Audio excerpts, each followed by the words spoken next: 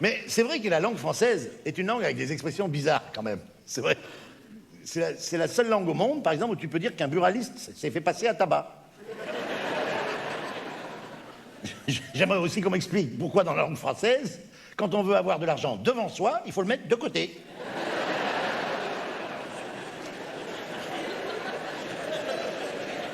C'est la seule langue au monde où tu peux dire qu'un grand brûlé s'est éteint à l'hôpital.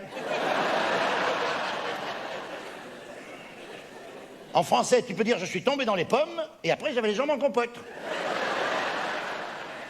C'est quand même une langue bizarre. C'est bien, t'es mignonne, t'es un peu en décalage avec les autres. Tu vas rattraper ton décalage, t'inquiète. J'ai même remarqué dans la langue française qu'en ce moment, je vous jure, ça avait été, quand un mot masculin est pas sympa, eh ben ils le mettent au féminin. Ça va, ça va. Avant, on disait un licenciement. Aujourd'hui, on dit une restructuration. Ouais, t'as compris la finesse, là? Ça vous retombe toujours dessus, les filles. Toujours. En plus, vraiment, entre nous, la langue française est une langue qui est quand même très sexiste. Je sais pas si vous avez remarqué, mais la langue française, dès que c'est une galère, c'est tout de suite au féminin. La pluie, la neige, la grêle, la tempête. C'est pour vous, les filles. Nous, c'est le soleil et le beau temps.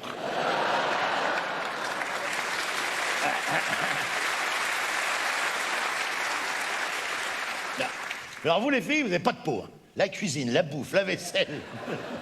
Nous, c'est le café dans le fauteuil avec le journal. Et ça pourrait être le bonheur si vous veniez pas nous mettre la merde, vous voyez. Ah ouais, mais bien sûr, mais bien sûr. Mais je suis désolé, c'est pas moi qui ai inventé ça. Mais c'est vrai que la langue française est sexiste. Je vous signale au passage, par exemple, le mot sexe n'a pas de féminin. On dit pas une sexe. On dit le sexe d'une femme, tu comprends? Dès que c'est sérieux, c'est tout de suite au masculin. Si, on dit une rivière, une petite rivière, mais un fleuve. Oui, la mer, mais un océan. Ah mais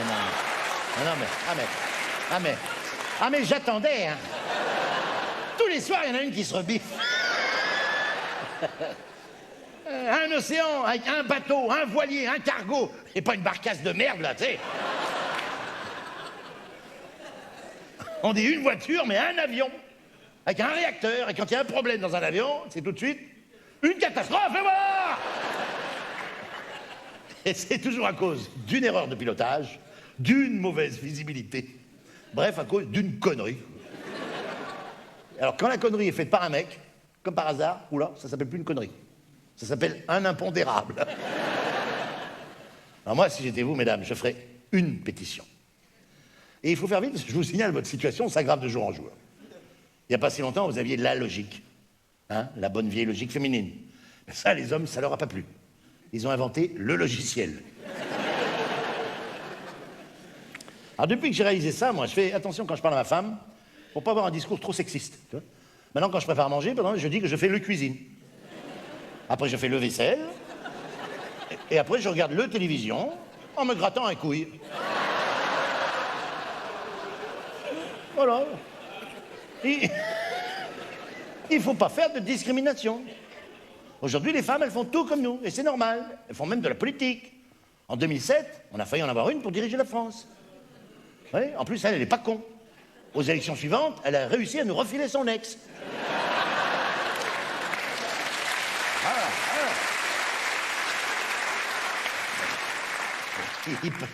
Il paraît qu'elle n'en revient pas qu'il ait été élu. Ben, même lui, il n'en revient pas, ça se voit.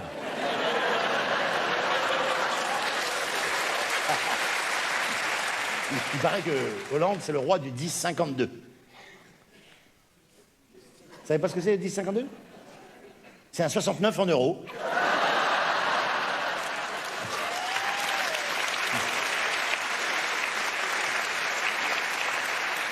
Non, je déconne. Non, je déconne, j'ai la chance de vivre dans un pays, et je le sais, où on peut se moquer d'un président de la République. Et c'est un luxe. C'est ça, la démocratie. Hein. La démocratie, c'est pas dans tous les pays, c'est vrai.